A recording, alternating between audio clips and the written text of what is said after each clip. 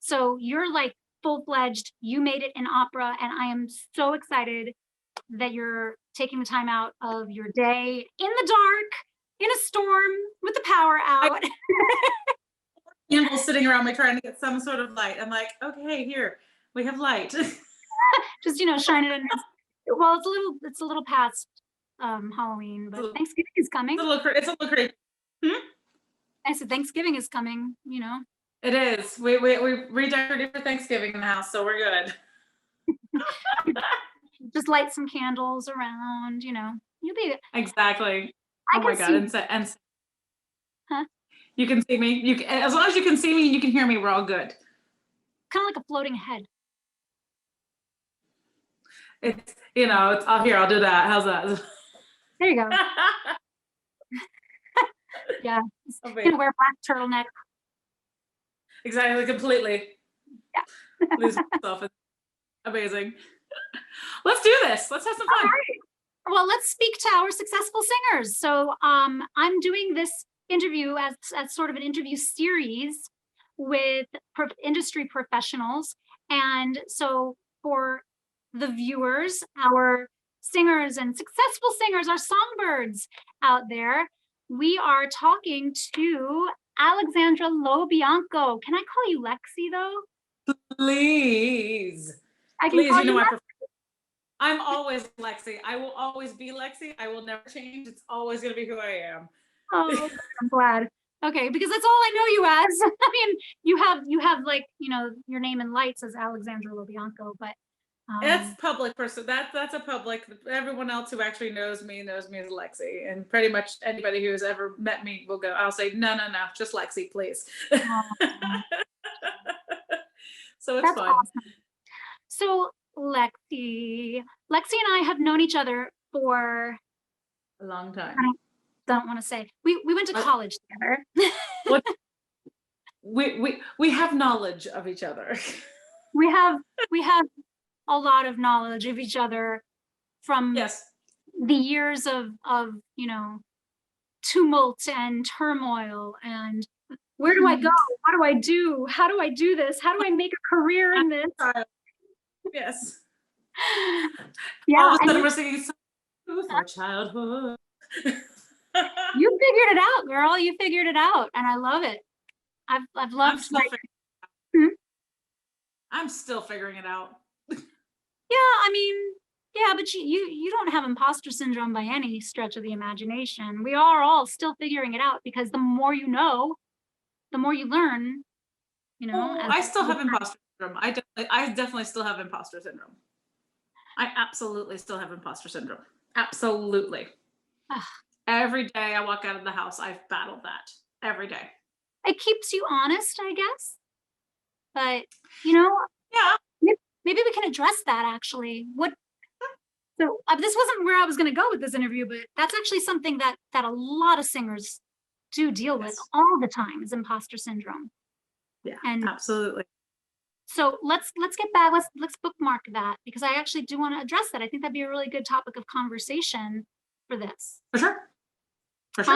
But first, I want to ask you a little bit about your background, which I personally already know, but I know that our viewers don't know anything unless they've seen you in opera news or maybe on stage somewhere, very famous places, which we'll get to. So tell our viewers a little about your background and how you got started in opera, but also just tell the story of you. Sure. My story is a very tumultuous, up and down, roundabout way of getting to this. I can't say how many times I was told that I wasn't very good at singing. That I wasn't that, I had some teachers who believed in me because I had a big voice, and I had people say, have you thought about opera? And not really. I never really considered myself a singer. I thought I was going to be a clarinet player. I thought I was going to go in and be a professional orchestral clarinetist and be like the next big name in clarinet. Sure.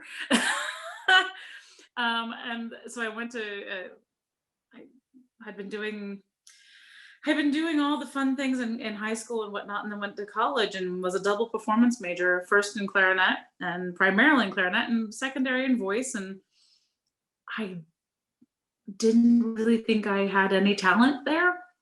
I personally never really thought I had any talent for it. I faked it. I faked a lot of talent. Didn't have any confidence. Didn't have any confidence in it or myself. And then because I was on scholarship for clarinet and I was a freshman who didn't know how to say no, I got really burnt out. And I transferred to a junior college and got my associate's degree with no intention to going on in music, none. I wanted nothing to do with music. And then I finished my degree. I ended up going to Appalachian State University in Boone, North Carolina, where I had intended to go for music therapy. I had no intention to go for performance. My intent was to go up there, figure out if I even wanted to be in music still, or if it was just kind of a thing, or do I want to go into hospitality, or do I really want to go back into horses, or do I want to do something completely different? So I want to go into education. And I ended up going into my audition for the choirs, and I couldn't get my heart off the stage. I hadn't even auditioned for the School of Music yet. I was just auditioning for the choirs. And they called me and offered me a scholarship that afternoon for the School of Music, which was insane. And I finished my degree there. And then God life, I got married.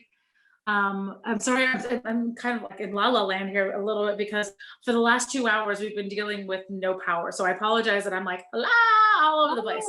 But we understand. But it is, I ended up going on from there, and I got married, and my ex-husband and I was listening on the radio to, NPR, and Friday or Thursday night, I remember specifically, I was listening, and they said, Opera Carolina is having auditions for their chorus this weekend in Charlotte, North Carolina. Please call this number if you are interested. I called the number. I got an audition. I drove the 2.5 hours from Boone down to Charlotte on Saturday, went and auditioned for the chorus at Opera Carolina, and was hired on the spot. Nice. And then I continued to commute 2.5 hours from Boone down to Charlotte and back up again for rehearsals.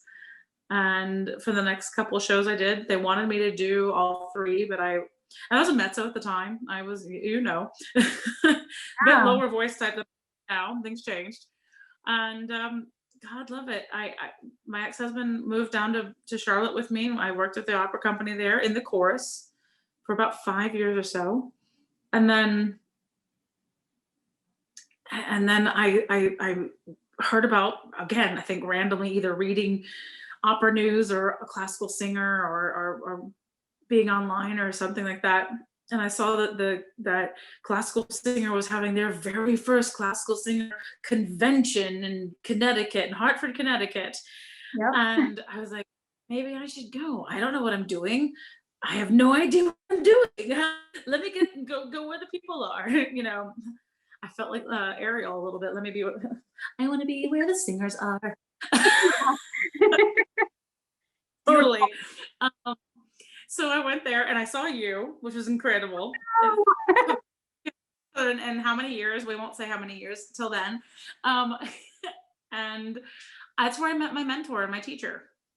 And the woman, Carol Kirkpatrick, she wasn't there presenting. She was just there selling her book, and there was something about her. And she saw me, and not many people saw me. Wow. Or saw me at all, or saw through me, saw through the external fears, and saw the person underneath. She saw me. That's always scary when someone actually sees you.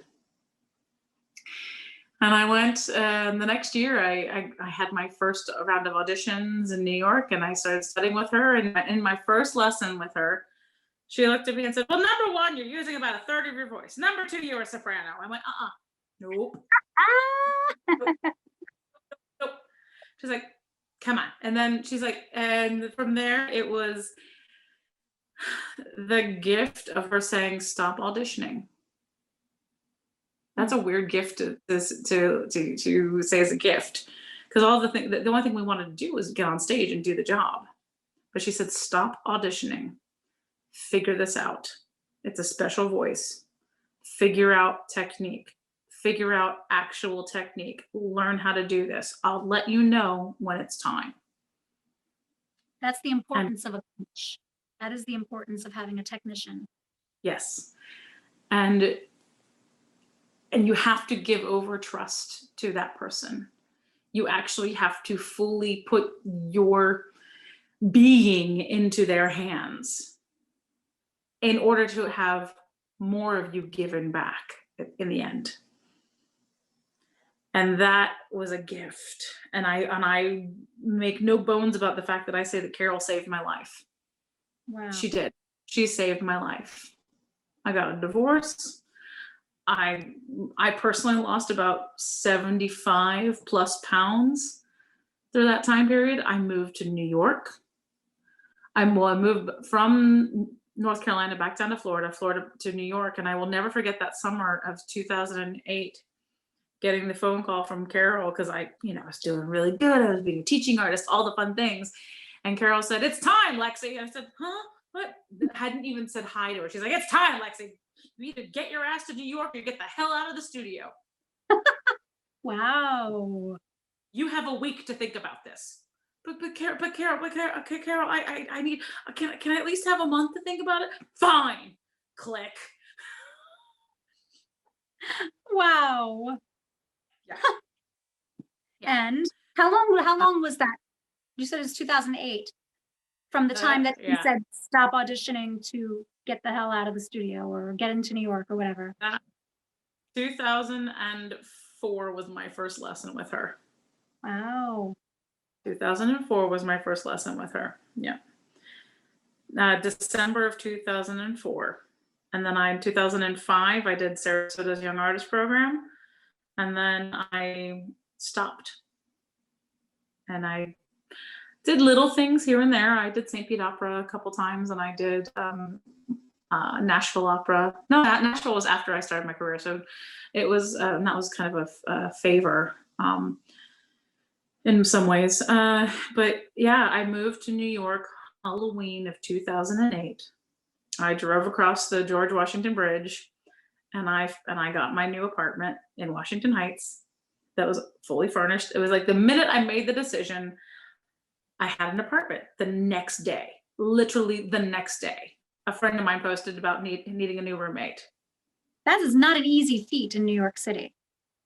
For under $700 a month. Exactly. Yeah. And that's where the artists are. It's where, yeah. Right. Beat each other there. In the Heights, it's great. I had two roommates. One I knew, one I didn't. It was fine. Ended up having some of the most wonderful roommates and wonderful times in the Heights and living there. And then that fall, Carol looked at me and said, "It's time. Go start auditioning. Go start really auditioning." So that fall, my first job in New York, I walked into like Chelsea Opera, and I went in and I sang. They were doing them all in the Night Visitors, and I got cast for Mother and 'Em All with Chelsea Opera. And that was really special because my mentor's mentor was Herb Grossman, Maestro Herbert Grossman, who was one of Toscanini's assistants. And he was one of the people who helped get Menotti's work on the map and conducted a lot of his works. And so I coached it with Herb, and I worked it with Herb. And then that fall, I auditioned for Union Avenue Opera's production of Il Trovatore. And before that, again, I worked with Herb, and it was so special to have that time with such an incredible maestro. Mm. And I will never forget when Carol finally said, "It's time for you to go coach. Here's your coach, Nico." Cool, Nico. Nico Castelli was my first coach in New York because he was just Carol's neighbor. Wow. Yeah. So for those of you who don't know who Nico Castelli was an extraordinarily famous character tenor who has also, before he died, may he rest in peace and insanity, he took it upon himself to translate and do IPA for all of the operas, or a majority of them, and to make sure that it was easy for singers to be able to access good translations and really have something that is tangible when we're rushing between job to job to job to job to job. It doesn't take away the time that you have to do to put in to create your own understanding of the text, but it gives you a nice base structure to work from. And all that's But online Nico, and accessible to any singer, right? correct.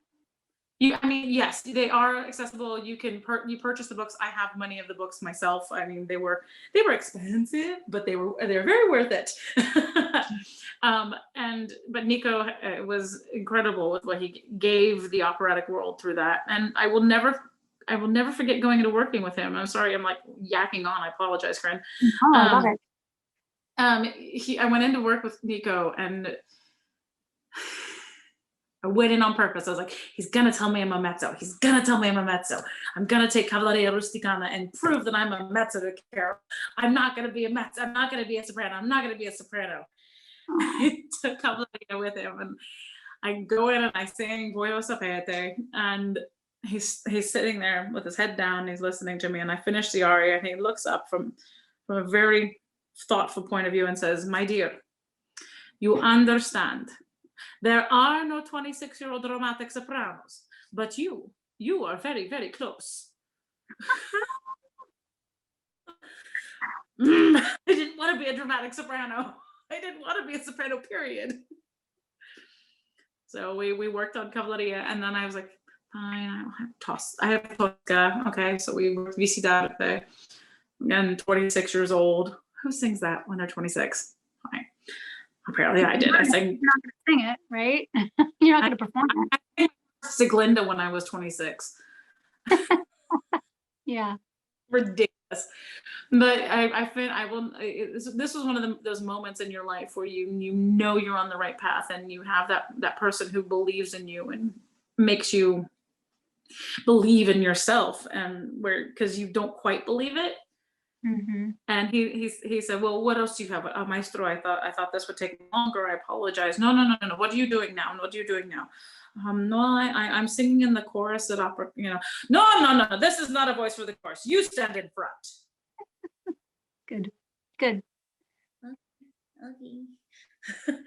So that was a really eye-opening experience before my career had even begun. How long did you study with him? Nico was my coach off and on for the first couple of years I was in New York. And then I moved on to other coaches and whatnot. And he had was not doing well. He was fairly ill not too long after I started working with him. But that was, and like I said, he was Carol's neighbor. And saying it, we got to Carol's house and then Poconos and sang, and he could hear you. You get coaching notes from next door. Oh my God, really? Yes. You would get a phone call saying, Nico says to do this. Okay. Oh my gosh. That's a cool neighbor. That's a great neighbor to have. Yeah. Exactly. Nice. So the story of me is very winding and very long and weird. And ultimately it came to me working my way up the ladder, slow and steady. And then 2009, I debuted with Trovatore with Union Avenue. And I believe for me, that was really the start of my career, because that's the first time I ever used Alexandra LoBianco as my full stage name, as opposed to Alexandra Walker, which is my real name. Because I wanted to make sure that when I was out in the industry, if I wanted to get married again, or I wanted to have my private life shift, I never wanted to have to change my name again publicly. So I wanted something that was consistent with my family, that would honor my family heritage and I honor my family's tradition. That's my grandparents' last name is LoBianco, so it's not a made up name. It's family. So there's that. And that's my partner coming in, and I'm on an interview just to warn you, babe. I'm on an interview to warn you. I'm doing an interview. Sorry, even in the dark. No, we're good. No, Friend Corinne. it's very mysterious. We like it. Exactly, very mysterioso. So Yeah, So, you yeah. know, I mean, that's not unlike like my last name, which I didn't discover singing until I was 16. I liked to sing, but I, wasn't thinking I would ever be a singer. And as I got older, Exactly. I'm like, hey, I can so milk this last name. Oh, I'm not in any way a Bach soprano at all. No, which is, I mean, I love singing privately, but Yeah. no one's gonna ever do that. No, you're a Wagner soprano. I'm one of those beer drinking Wagner sopranos.